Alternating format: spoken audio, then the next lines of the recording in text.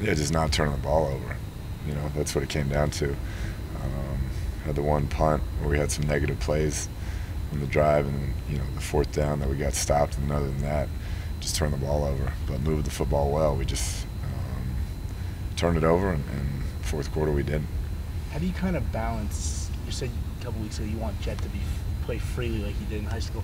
Is there a balance you have to find between him playing freely and him not being over? Yeah, to me it was just very simple.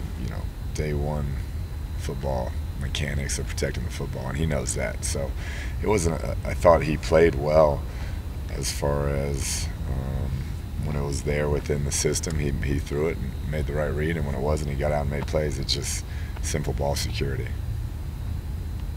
How do you Go ahead. I'm sorry. How do you work with him on that? Since if you take away the turn, he had 524 yards total offense last Yeah, night. no, he made a ton of plays, and we moved the ball, and graded out well on his reads and progressions, and so he's protected it well up until that point. I'm not sure why we got loose with it, but that's something you just practice throughout the week, and we'll work on it this week.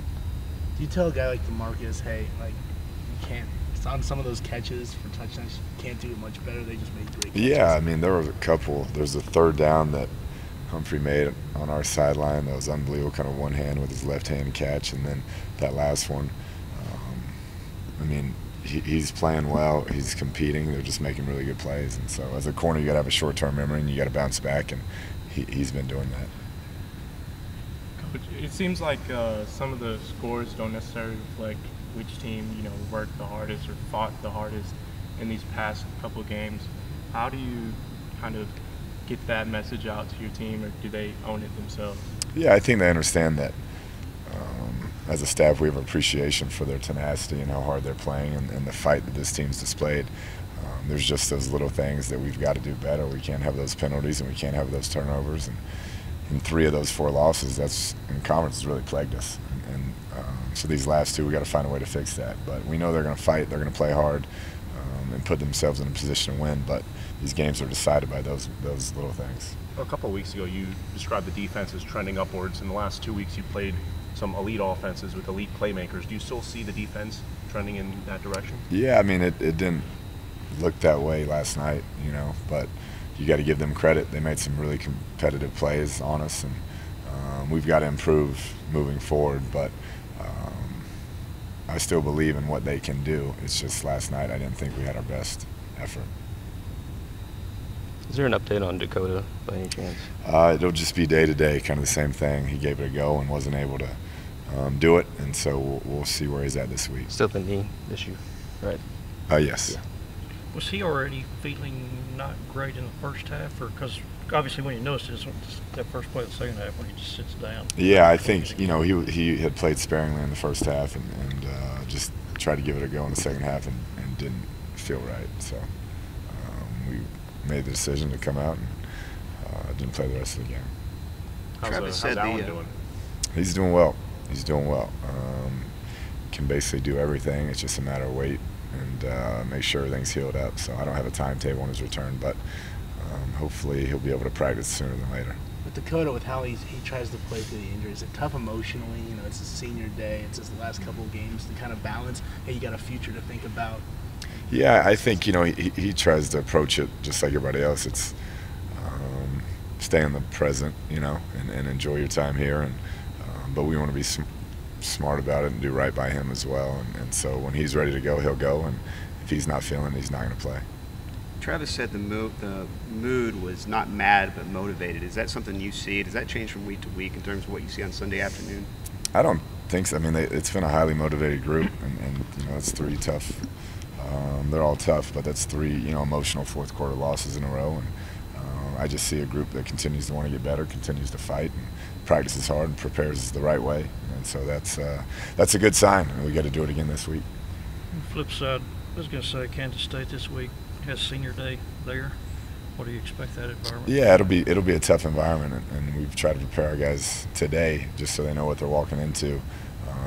Always a well-coached team, always a physical game, and they'll be juiced up for that senior day. They're trying to get to a bowl game just like we are, and so we know we'll get their best shot. And I guess Coach Snyder's questions about his future kind of complicated as well? Yes. I hope that there's no announcement made prior to the game. And I hope he coaches for 5 more years because he's such a legend. He's great for our conference. But, yeah, I mean, I think that's what the rumor is, but that rumor's been out there before. I just think he deserves to go whenever he wants to go because he's a living legend and has done a lot for our game. With what Antoine has done all season and just doing it every Saturday against whoever you put on him, and even giving Chris Boyd a hard time last night, is there any thought that he might be in a position to be an early entry as well? I haven't gone down that path, but you're watching the same thing I'm watching.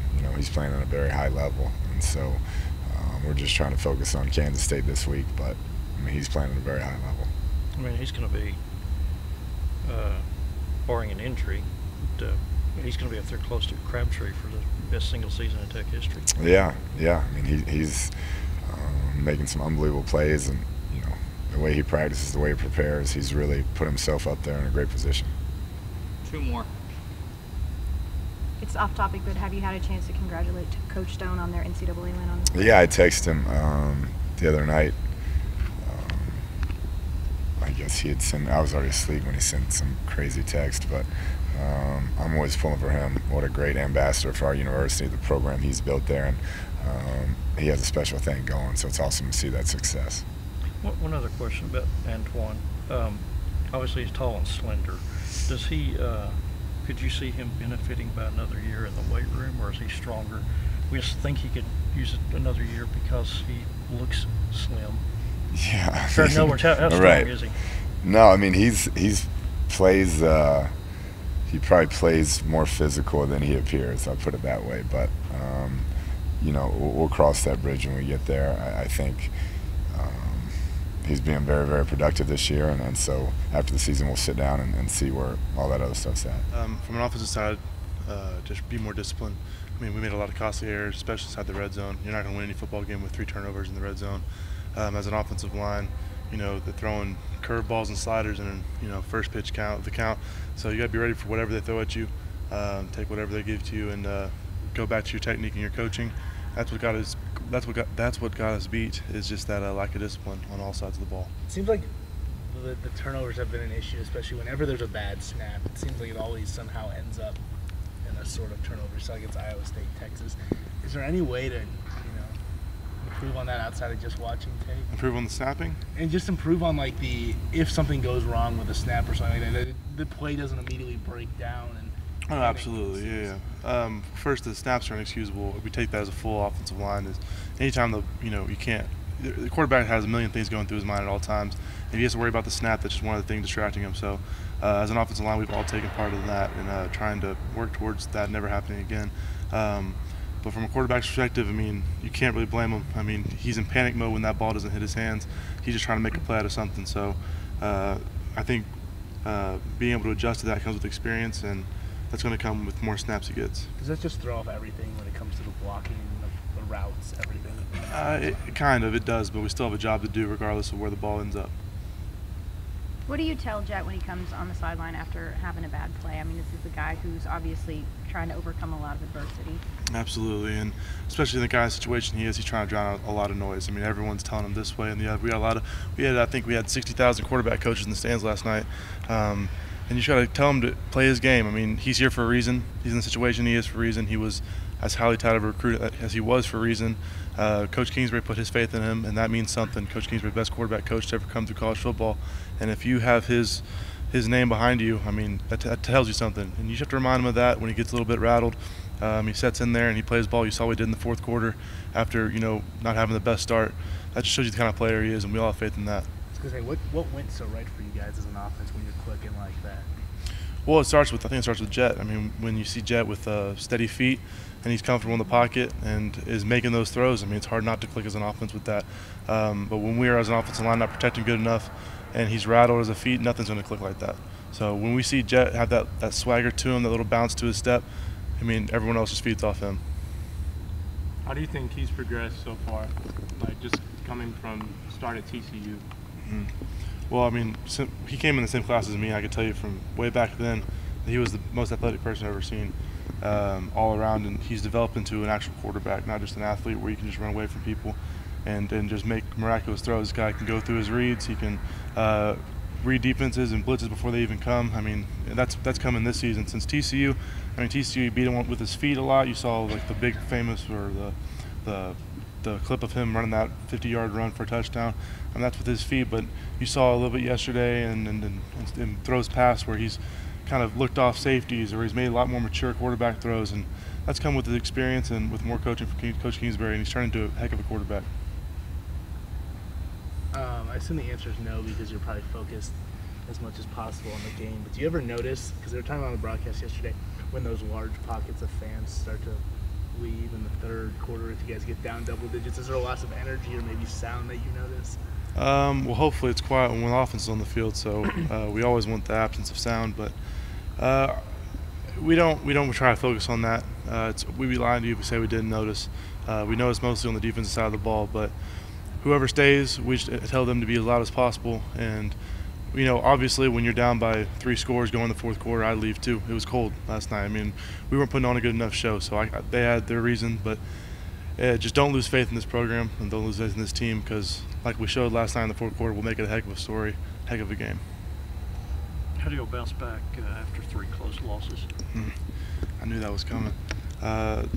It's been hard-fought losses and losses where I think we beat ourselves, and that's what it kind of. It's hard to say, but it's easy to move past. Is that we beat ourselves.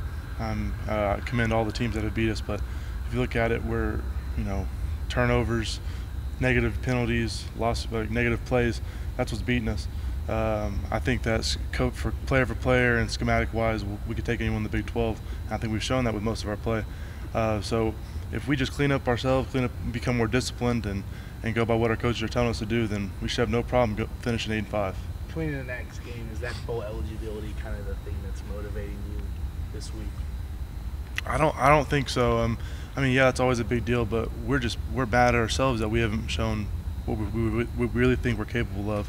We've let so many things slip through our fingers that we really need to finish these last 2 regular season games and then go into the bowl game showing people what we're made of, and not just these little flukes where we're beating ourselves or it's these miracle plays.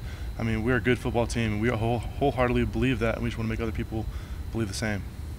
Is mad kind of the team vibe within the locker room or whatever you want to call it today? I wouldn't say mad. I'd say more motivated. Texas is a good football team. They're a historic program, but being able to move past that and learn from that game, that's more motivates you and shows you what we're capable of. Like we did in the fourth quarter, or how we did in spurts of that game, shows you what kind of team we really are. And I think that next game will be the judge of what kind of men we are. How do you think the offensive line to this point has kind of handled the losses injury-wise and the ever-changing kind of 5 that you'll run out there at any point with? Well, being a victim of that myself, I can't imagine. It's never easy. But I think that what you've seen consistently, for the most part, being able to run the ball, consistently giving our quarterbacks a decent amount of time, and that comes all the way back to our coach. Coach Brandon Jones has coached every single player and the 1s through the 3s the same amount, and he's prepared everyone else to start. So no matter who goes down, it's the next man up, and I think we have faith in anyone who goes down and replaces them. Kansas State's final home game on Saturday. What do you expect it to be like up there? I remember playing there my freshman year. It was rowdy. It's going to be a fun environment. I know those fans are crazy. It's going to be senior night. They're going to play with an edge, and we look forward to going out there and having a great game. We didn't get the job done. A lot of dumb mistakes, penalties that shouldn't have happened. Keep beating ourselves. 3 straight close losses, how do you not let the frustration kind of build up? Just go to work. That's all we can do, really.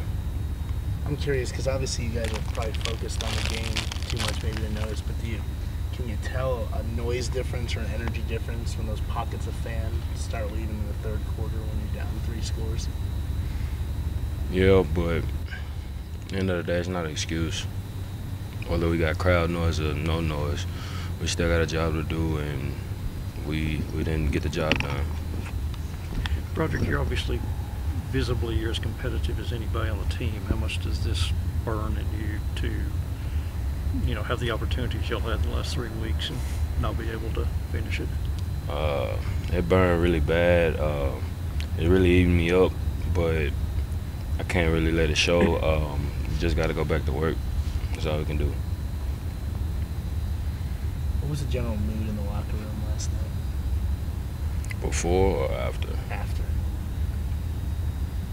Everybody just felt bad that we couldn't get the job done for the seniors. How do you feel like you can make it up to them? What's kind of there for you the rest of the year? Win these last two, go to a good ball game and win there too. Kansas State, at times this year they've had at times they've been kind of shaky on offense, and other times Alex Barnes has really gotten it going and had some big rushing games. What's kind of your scouting report or expectation on them, their offense? So far as this year, I haven't really kept up with them or watched any film yet on them yet. Trying to get this last game watched and out the way, and normally I'll start on it like after this, so I could give you a better answer later in the week. How about, since you've been there before, next Saturday's their senior day, what kind of atmosphere do you expect up there? Pretty crazy one. The last time we was there, just the energy there, it was great. I fed off of it a little bit, even though I wasn't playing as much, but I like the energy. Could cause some issues for our offense, but we'll work out those kinks during the week to prepare for that. But yeah, I expect a crazy atmosphere.